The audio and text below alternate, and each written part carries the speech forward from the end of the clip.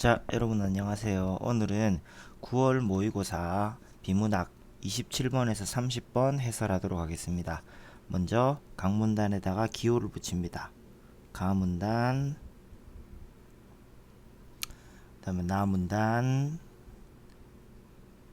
다문단, 라문단, 그리고 마지막 마문단까지요. 자, 그러면은 이제 지문을 독해하고 그리고 문제를 풀어보도록 합시다. 자, 가문단부터 보도록 하겠습니다. 진화론자들은 생존에 유리한 방향으로 우연히 돌연변이가 발생한 유전자가 후대에 전해지는 자연 선택의 정의가 나왔네요.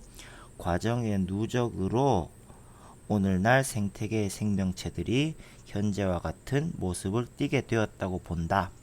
자, 진화론자들의 오늘날 생명체들을 바라보는 관점이네요. 그죠?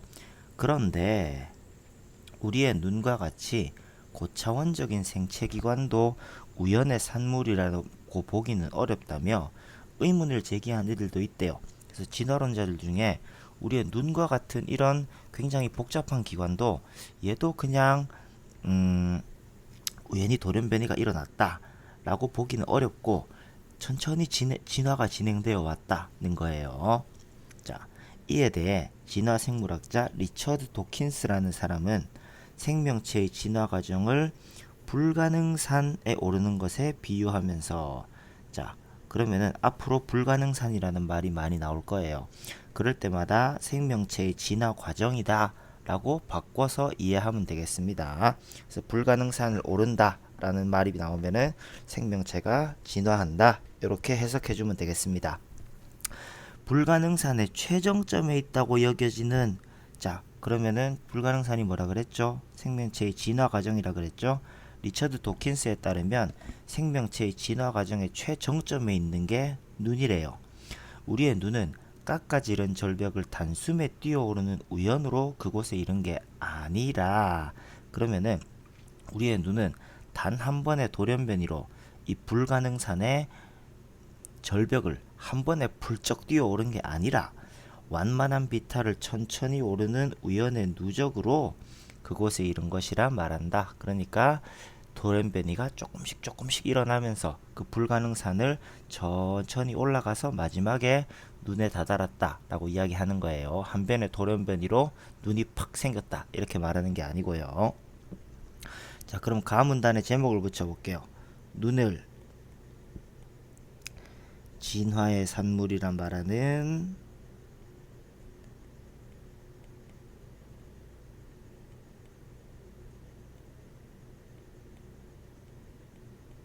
누구들이죠? 진화론자들이죠. 진화론자들. 자, 그 다음에 나문단 볼게요. 눈의 진화 과정에서 시작 단계에 해당하는 불가능산의 밑자락. 자, 불가능산 아까 전에 앞에 이야기했죠? 불가능산은 생명체의 진화. 그럼 생명체의 진화의 가장 아래 단계에 있는 눈의 형태는 빛의 존재 여부만 희미하게 감지하는 세포를 지닌 일부 단세포 생물의 피부나 거머리의 피부, 구체적인 사례가 나왔네요. 가 자리한다.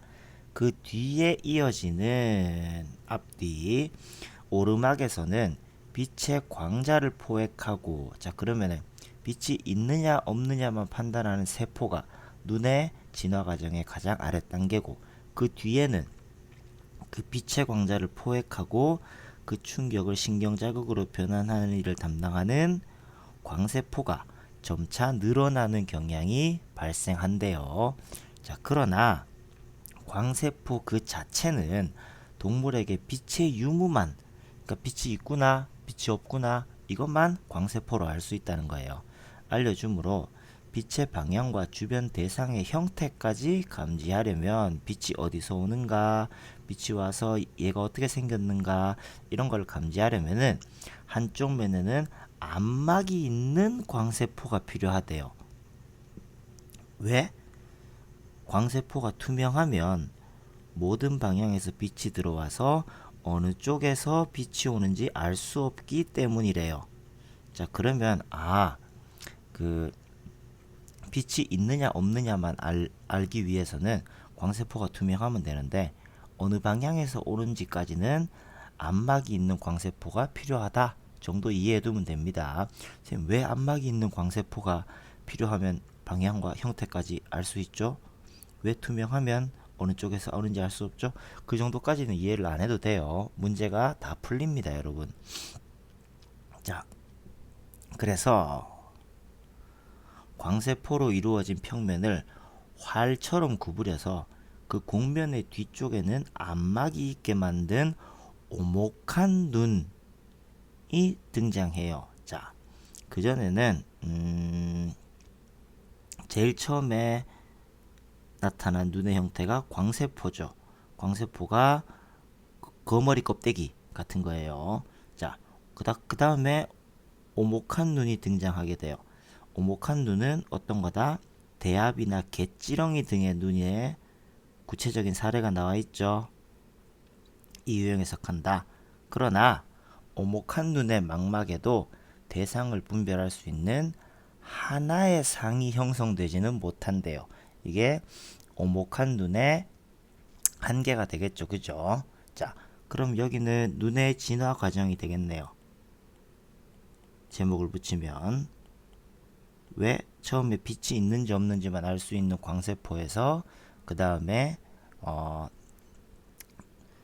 오목한 눈까지 진화하는 과정이죠.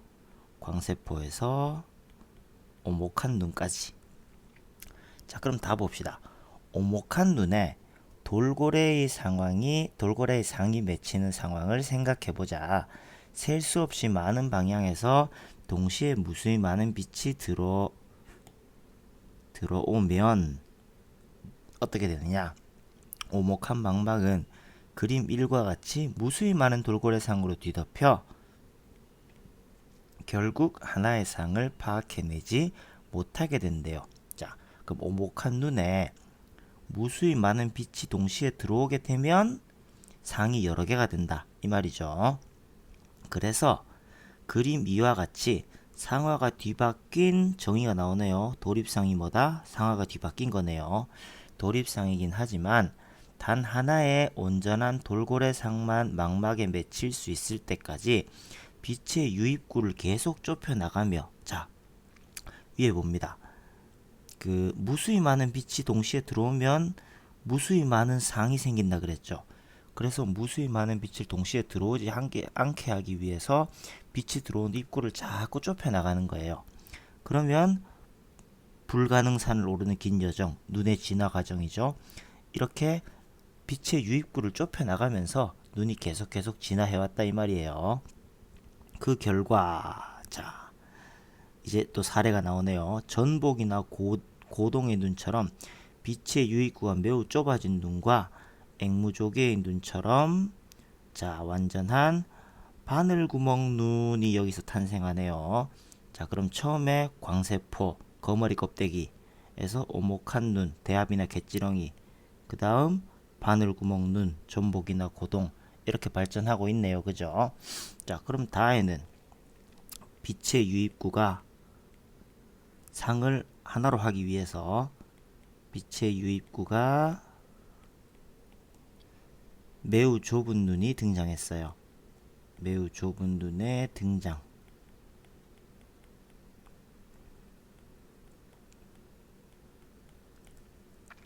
자, 그 다음 라 문단 봅시다. 그러나 하나의 상만 맺힐 만큼 빛의 유입구가 좁아지면 빛의 유입량이 부족해 아주 밝을 때만 대상을 볼 수 있다. 자, 빛의 유입구가 좁아지는 이유가 뭐라 그랬죠? 빛이 이렇게 여러 군데에서 들어오면 상이 여러 개니까 상을 한 개로 만들기 위해서 빛의 유입구를 좁히는 거죠. 근데 그렇게 하면은 어떤 단점이 생기느냐? 빛의 유입량이 부족해서 아주 밝을 때만 대상을 볼 수 있대요. 또한 또 단점이 하나 더 있나 봐요. 빛은 파동처럼 움직이며 서로 간섭을 일으켜 상이 흐릿해지는 회절 현상.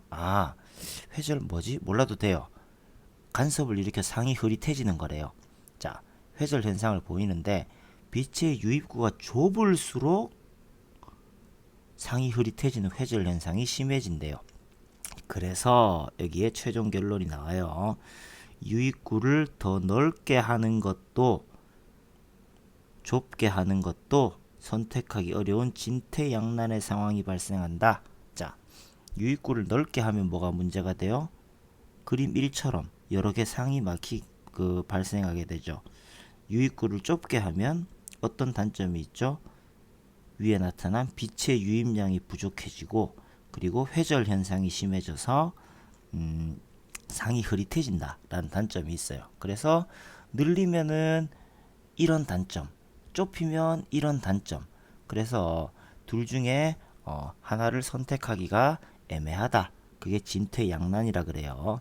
자, 바늘구멍 눈의 이러한 상황을 두 장점을 동시에 취할 수 없는 상황이 흔히 다루어지는 경제학의 특성을 본떠 광자경제학이라 일컫는다. 자, 여러분 경제학에서는 두 주체가 동시에 이득을 보기가 쉽지 않죠. 경제학, 특히 증권시장에서는 제로섬 게임입니다. 누군가가 이득을 보면 누군가가 그것을 손해받고 받아주는 사람이 있어야 돼요. 그래서 매수자, 매도자가 있으면은 한 사람이 이득을 본다는 말은 다른 사람이 손해를 본다는 말이에요. 그래서 두 장점을 동시에 취할 수 없는 경제학의 특성을 본떠서 이거를 눈이 이렇게 선택도 못하고 저렇게 선택도 못하는 광자경제학이라고 합니다. 자, 그럼 여기 제목을 붙이면은 눈의 진퇴양난과 다음에 광자경제학이 되겠다. 그죠?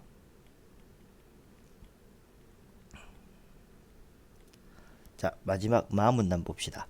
빛은 하나의 투명 물질에서 다른 투명 물질로 들어갈 때 굴절되는데 볼록 렌즈 모양의 투명 물질은 빛의 굴절을 통해 물체의 상을 더 선명하게 만들어준대요.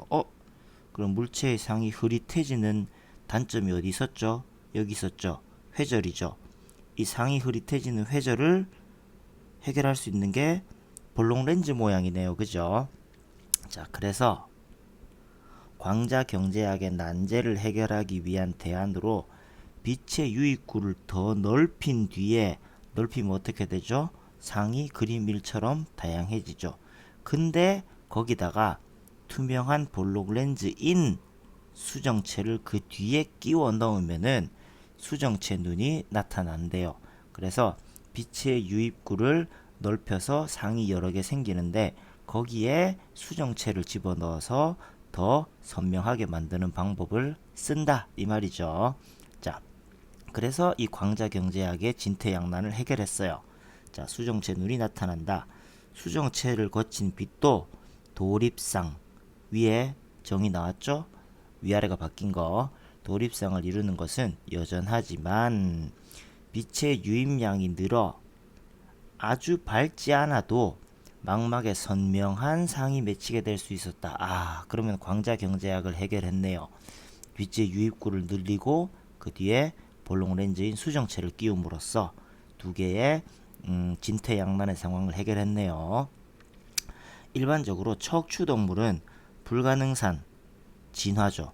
진화의 아주 높은 곳에 자리하고 있는 수정체 눈. 그럼 수정체 눈이 진화의 아주 높은 곳에 자리 잡고 있다. 최정상에 자리 잡고 있다 이 말이죠.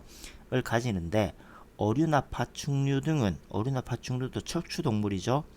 수정체의 위치를 이동하는 방법으로 조류나 포유류도 척추동물이죠. 수정체의 두께를 조절하는 방법으로 빛의 굴절률을 조절하여 대상과의 거리에 초점을 맞춘다. 그럼 마에는 이제 어떤 게 나와요? 수정체 눈이죠. 자, 그래서 위에서 순서대로 보면 광세포, 오목한 눈, 바늘구멍 눈, 그 다음 바늘구멍 눈의 진퇴양난, 이 진퇴양난을 해결한 게 수정체 눈이다.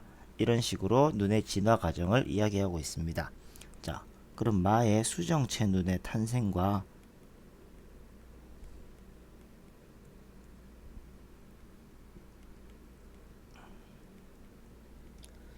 다양한 수정체 눈이 되겠네요.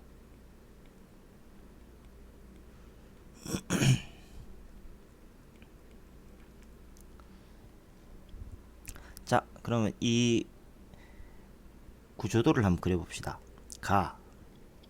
자, 진화론자들은 눈도 진화에 의해서 생겼다고 이야기해. 자, 눈의 진화 과정. 처음에는 세포만 있었어. 처음에는 광세포만 있었어. 그 다음에 다에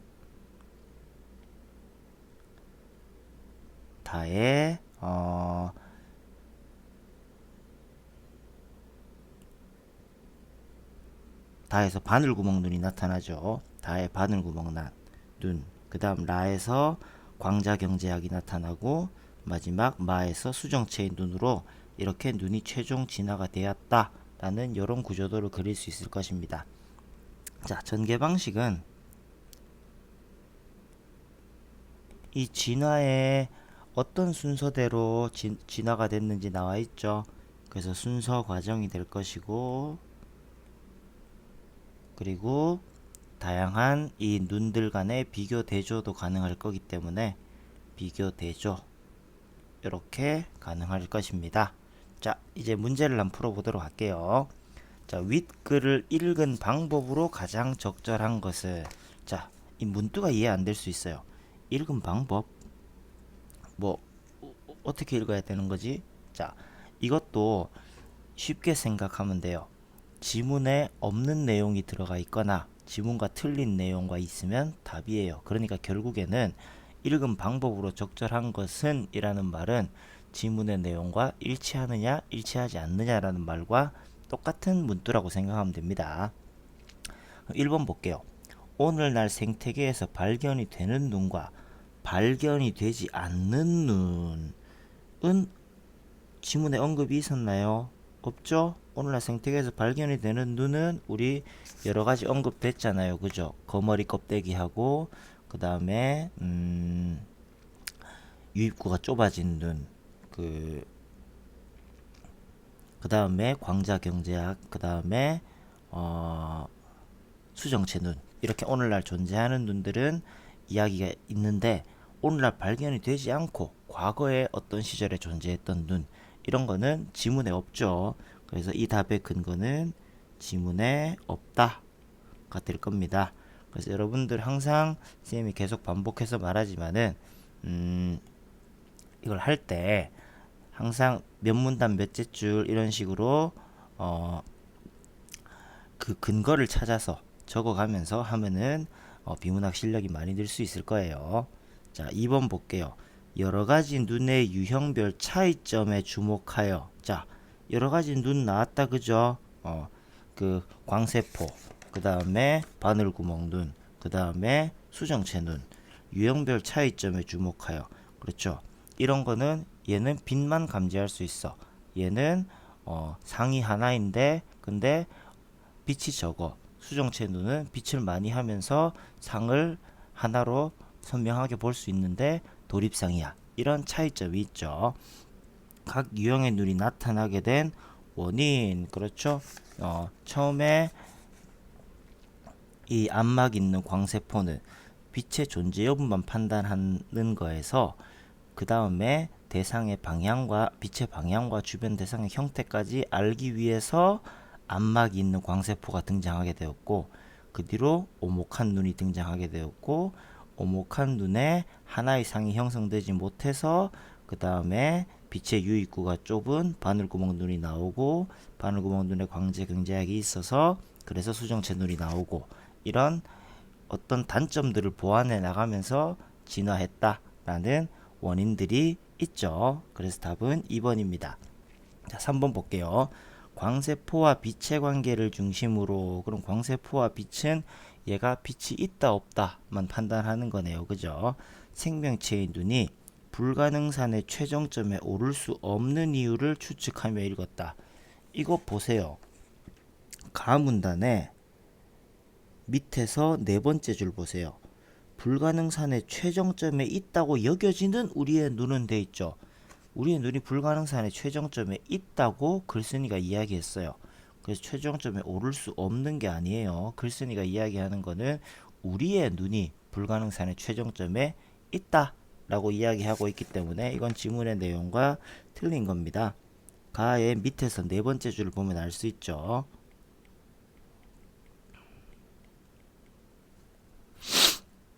그 다음에 4번 볼게요. 고차원적 생체기관은 우연의 산물이 아니라고 보는 사람들이 제시한 눈의 진화 과정에서 논리적 모순을 찾아내며 읽었다. 자, 고차원적 생체기관은 우연이 아니라고 보는 사람들이 누구예요? 진화론자들이죠. 자, 진화론자들이 제시한 눈의 진화 과정에서 논리적 모순을 찾아내며 읽었대요. 자, 논리적 모순이 뭐죠? 주장과 근거가 서로 잘 뒷받침되지 않고 논증에 오류가 발생하는 것을 논리적 모순이라 그러죠. 자, 그러면은 여기서 눈은 우연의 산물이 아니고 여러 우연의 누적으로 천천히 진화되어 왔어 라고 지금 주장하고 있죠. 그 주장에 관한 근거가 여러 개 나와 있나요?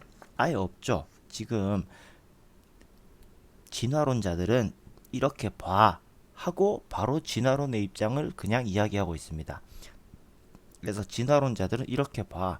왜냐하면 이런 이유로 진화가 일어났다고 봐. 또 두 번째 근거, 이런 이유로 진화가 일어났어. 이런 이유로 진화가 일어났어. 이렇게 진화가 일어났음을 뒷받침하는 근거를 대는 글이 아니죠. 이 글은 진화론자들의 입장을 딱 소개하고 그 입장에서 그냥 설명을 쭉 해나가는 글입니다. 그래서 논리적 모순, 여기는 진화로 인해 눈이 생겼다라는 것에 대한 근거를 뒷받침하는 게 없기 때문에 4번도 아닙니다. 다음 5번, 다양한 생물 종의 눈이 고차원적 눈의 유형으로 수렴해가는 원리를 시간의 흐름에 따라 순차적으로 이해하며 읽었다. 자, 다양한 생물 종의 눈이 고차원적 눈의 유형으로 수렴해간다. 그러면 결국에 모든 눈은 우리 최고차원적 눈이라고 불리는 수정체 눈으로 수렴해 가야 된단 말이잖아요. 그죠? 자, 근데 지금 현재 어때요? 지금 현재 광세포 있는 거머리도 있고, 그리고 오목한 눈이 있는 대합이나 갯지렁이도 있고, 그 다음에 유입구가 좁아진 바늘구멍 눈을 가진 앵무조개도 있고, 그 다음에 수정체를 가진 척추동물의 눈도 있고. 그러면은 지금 진화가 덜 된 거, 진화가 많이 된 거 다 공존하고 있죠. 그래서 다양한 생물 종이 결국에 고차원적인 수정체 눈으로 수렴해 가는 과정, 이런 거는 없습니다, 지문에. 자, 그래서 답은 2번이 될 거예요. 자, 2번, 윗글에 대한 이해로 적절하지 않은 것. 이거 그냥 쉬운 틀린 그림 찾기네요. 진화론자들은 생존에 유리한 돌연변의 발생이 누적되어 생명체가 현재의 모습에 이르게 되었다고 본다. 자, 얘는 가 첫 번째에서 네 번째 줄 볼게요. 자, 가 첫 번째에서 네 번째 줄 보면은 진화론자들은 생존에 유리한 방향으로 우연히 돌연변이가 발생한 유전자가 후대에 전해지는 자연 선택 과정의 누적으로 오늘날 생태계 생명체들이 현재와 같은 모습에 띄게 되었다고 본다. 그대로 나와 있죠. 그래서 1번은 맞겠네요. 가의 첫 번째, 네 번째 줄만 보면 바로 알 수 있어요. 그 다음에 2번, 리처드 도킨스는 새로운 유형의 눈이 나타나는 진화의 과정을 완만한 비탈을 천천히 오르는 것에 비유했다. 이건 굳이 안 찾아도 알 수는 있는데, 찾아가 보면 가의 여섯 번째 줄부터 볼게요. 가의 여섯 번째 줄부터 보면은 이에 대해 진화 생물학자 리처드 도킨스는 생명체의 진화 과정을 불가능산에 오르는 것에 비유하면서 그대로 나와요. 그래서 얘도 굉장히 예쁜 틀린 그림이 되네요. 다음 3번 볼게요. 눈의 진화의 시작 단계에 있는 생물은 빛의 존재를 감지할 수 있는 피부를 통해 빛의 유무만 판단할 수 있다. 자, 눈 중에 제일 진화가 덜 된 눈은 빛의 유무만 판단할 수 있다. 얘는 나의 6번째 줄 볼게요. 나의 6번째 줄 보면은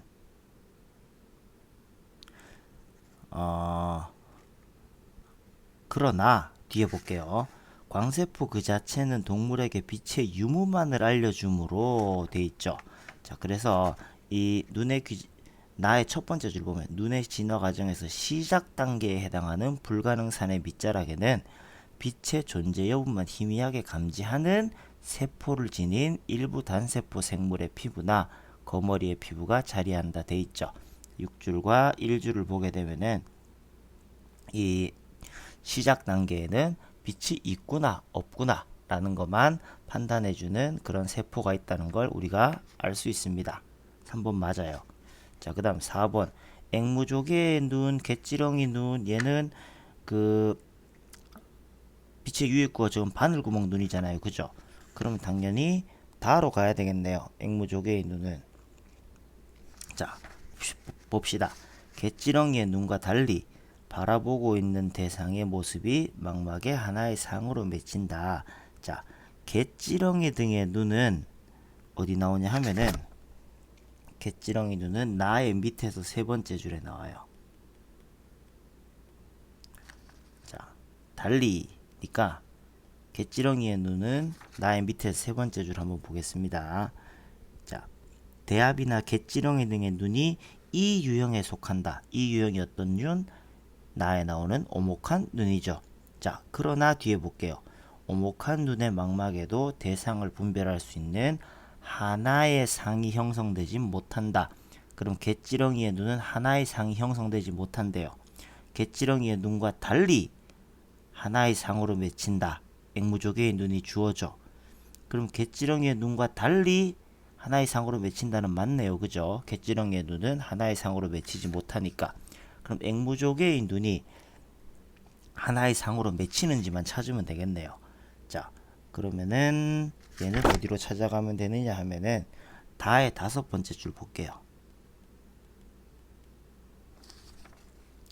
다의 5번째 줄.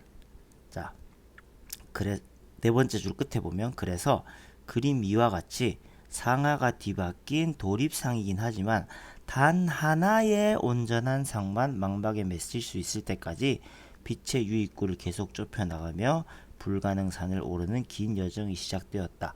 그 결과 뭐가 나왔느냐? 전복이나 고동의 눈처럼 유입구가 매우 좋아진 눈과 앵무조개의 눈처럼 나와 있죠. 완전한 바늘구멍 눈이 나타나게 되었다. 그러면은 4번 맞네요. 그죠? 다음에 5번 포유류의 눈은 자, 얘는 척추동물의 눈이죠. 척추. 어류도 척추동물의 눈이죠. 그러면은 얘 둘 다 수정체 눈 가지겠네요. 그죠? 자, 포유류의 눈은 어류의 눈과 달리 빛의 유입량을 늘리기 위해 수정체의 두께를 변화시켜 빛의 굴절률을 조절한다. 야, 요거 조금 낚시성이 있어요. 자, 마의 밑에서 2번째 줄하고 마지막 부분을 볼게요. 자, 마의 밑에서 2번째 줄 보면은 포유류는 수정체의 두께를 조절하는 방법으로 빛의 굴절률을 조절하여까지 맞죠? 자, 수정체의 두께를 변화시켜 빛의 굴절률을 조절한다. 이거 맞아요.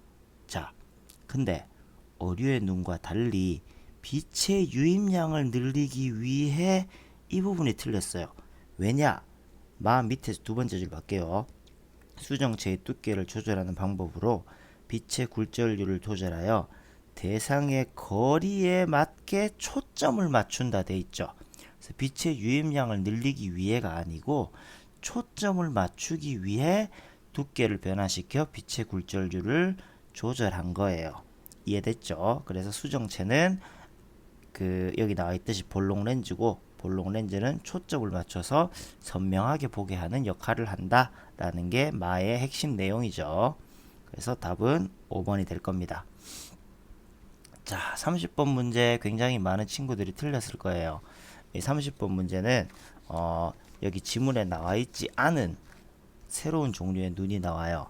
그걸 지문에 나와 있는 내용을 바탕으로 추론하는 문제입니다. 자, 보기 볼게요. 윗글을 바탕으로 보기에 대해 보인 반응. 자, 문학은 항상 보기 중심이죠. 그래서 문학 문두는 보기를 바탕으로 윗글에 이런 게 많아요. 근데 비문학은 윗글에서 일반적인 내용을 주고 보기에 구체적인 사례에 적용해라. 이런 문제들이 많습니다. 윗글을 바탕으로 보기에 대한 보인 반응으로 적절하지 않은 것. 자, 3점짜리네요. 자, 이것도 너무 어렵게 생각할 필요 없어요. 이것도 하나하나 몇 문단 몇째 줄을 찾아가면서 틀린 그림으로 풀면 쉽게 풀 수 있습니다. 자, 곤충이나 갑각류에서 흔히 나타나는 연립상 겹눈, 새로운 눈이 나타났네요. 은 오목한 눈의 원리를 변형하여 적용하고 바늘구멍 눈의 원리도 적용하여 상하가 뒤바뀌지 않은 정의가 나왔네요. 정립상을 만든다.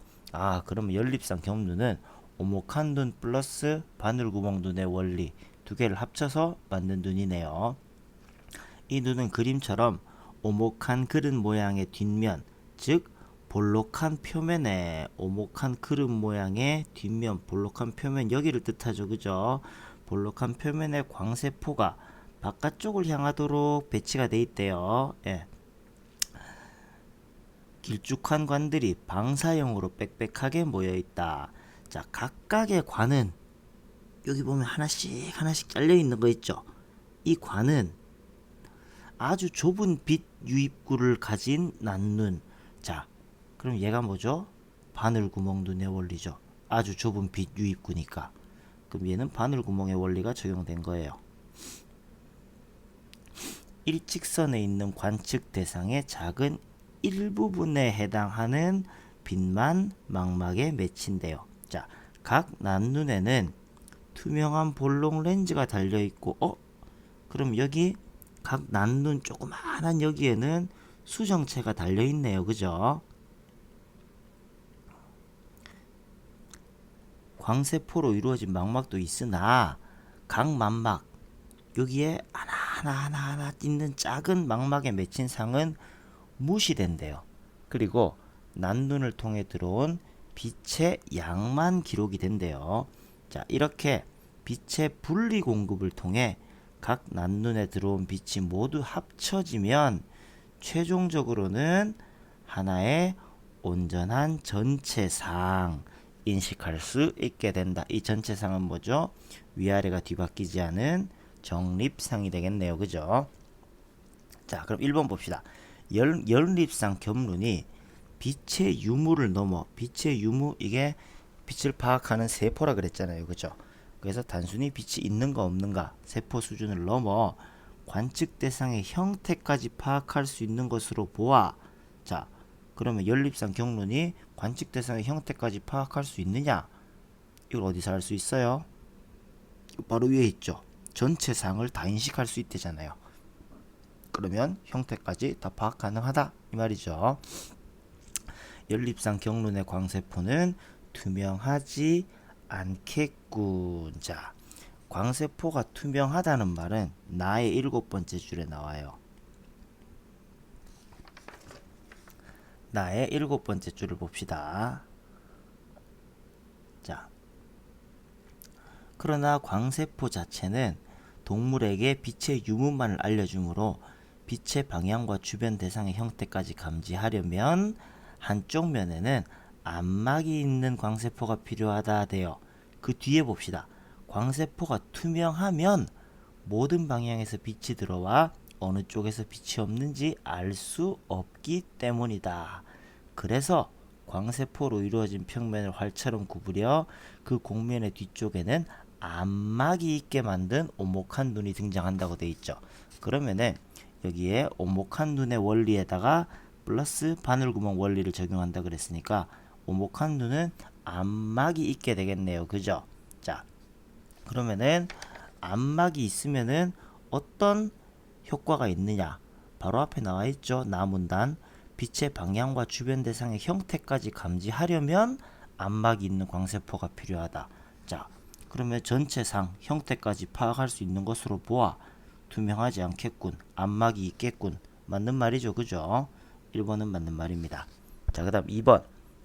연립상 겹눈은 보기에 나온 눈이에요. 그릇 모양의 볼록한 표면에 광세포가 배치되어 있어서 오목한 눈에 비해 더 많은 양의 빛이 망막에 닿게 되겠군. 이거 참 헷갈리는 그 선지입니다. 연립상 겹눈은 그릇 모양의 볼록한 부분, 여기 부분이죠. 그죠? 볼록한 표면에 광세포가 배치되어 있어서 오목한 눈에 비해 더 많은 양이 빛의 망막에 닿게 되겠군. 자, 오목한 눈은 어디 나와 있어요? 오목한 눈은 나문단의 밑에서 세 번째 줄에 있어요. 자, 오목한 눈이 등장하게 되는데 대합이나 갯지렁이 등의 눈이 이 눈에 속한다.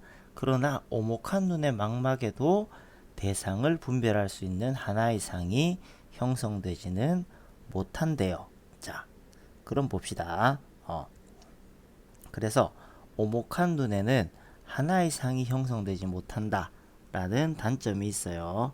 자, 그러면 오목한 눈의 단점을 해결하기 위해서 다에서 유입구가 매우 좁아진 눈이 나오게 돼요. 자, 그러면은 여기 보기에 아주 좁은 빛 유입구를 가진 데 있죠. 자, 그럼 다음 문단 볼게요. 다음 문단에 밑에서 두 번째 줄. 그 결과 전복이나 고동의 눈처럼 빛의 유입구가 매우 좁아진 눈과 앵무조개의 눈처럼 완전한 바늘구멍 눈이 나타나게 된다 돼 있죠. 자, 그러면은 여기서 매우 좁아진 눈, 앵무조개의 눈처럼 완전한 바늘구멍 눈이 나타나게 된다. 이 말은 밑에 뭐라고 돼 있어요? 라문단에 그러나 하나의 상반 맺히는 만큼 유입구가 좁아지면 빛의 유입량이 부족하다고 돼 있죠. 자, 그러면은 오목한 눈은 결국에 다 라를 보게 되면은 빛의 유입이 부족해요.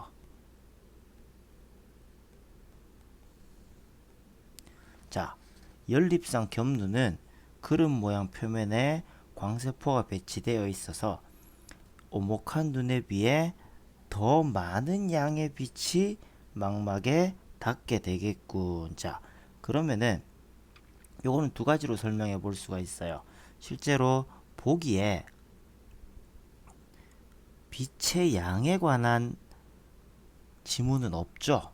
그래서 오목한 눈이 빛의 유입이 굉장히 적다라는 건 알 수 있는데 여기 연립상 겹눈이 더 많은 양의 빛이 망막에 닿는다 라고 하는 것은 보기에 나타나 있지 않기 때문에 적절하지 않다 라고 설명을 할 수도 있고요.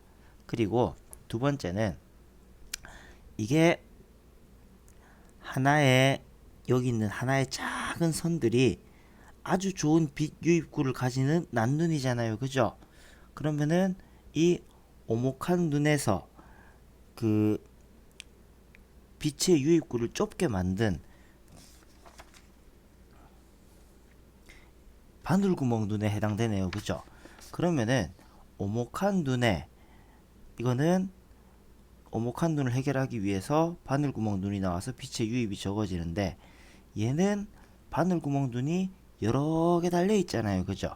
그래서 한 개의 바늘구멍 눈에 들어오는 빛의 양보다는 여러 개의 바늘구멍 눈에 들어오는 빛의 양이 많지 않을까라고 추측해 볼 수 있습니다. 그래서 두 가지 근거로 2번이 답이 됩니다. 3번 보겠습니다. 연립상 겹눈으로 분리 공급된 빛을 통해 최종적으로 인식되는 관측 대상의 전체상은 실제 관측 대상의 모습과 상하 방향이 일치하겠군. 얘는 공짜로 주는 선지죠. 보기에 네 번째 줄 상하가 뒤바뀌지 않는 정립상을 만든다 라고 되어 있습니다. 그 다음에 4번 연립상 겹눈의 각 난눈은 관측 대상자의 작은 일부분만 감지한다는 점에서 자, 요까지는 보기에 밑에서 7번째 줄 봅시다. 하나, 둘, 셋, 넷, 다섯, 여섯, 일곱. 자, 각각의 관은 아주 좁은 빈 유입구를 가진 난눈으로 돼 있죠. 그럼 여기까지는 맞네요. 자, 관측 대상의 전체 형상을 감지할 수 있는 바늘구멍 눈과는 차이가 있겠군. 자, 이 아주 좁은 빈 유입구를 가진 난눈으로 뒤에 볼게요. 일직선상에 있는 관측 대상의 작은 일부분에 해당하는 빛만 망막에 맺힌대요. 자, 그래서 일부분만 망막에 맺히고 그리고 그 망막에 투명한 블루 렌즈가 달려 있는데 이 망막에 맺힌 상은 또 다 무시된대요. 그래서 난눈을 통해 들어온 빛의 양만 기록돼서 이 빛의 양을 합쳐서 상을 인식한다 라고 돼 있죠. 자, 그러면은 관측 대상의 전체 형상을 감지할 수 있는 바늘구멍눈. 자, 바늘구멍눈은 관측 대상의 전체를 감지할 수 있어요. 다의 5번째 줄 볼게요.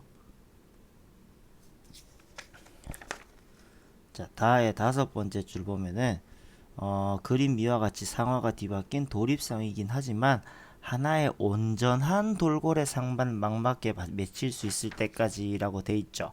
자, 그래서 바늘구멍눈은 대상의 하나의 온전한 상이 망막에 맺힌다 라고 볼 수 있기 때문에 4번도 맞습니다. 그 다음 5번 연립상 겹눈을 구성하는 각 난눈에 맺힌 관측 대상의 상은 수정체 눈의 망막에 맺힌 관측 대상의 상과 마찬가지로 모두 상하가 전복되어 있겠군. 이 선지 굉장히 어려웠을 거예요. 자, 여기 봅니다.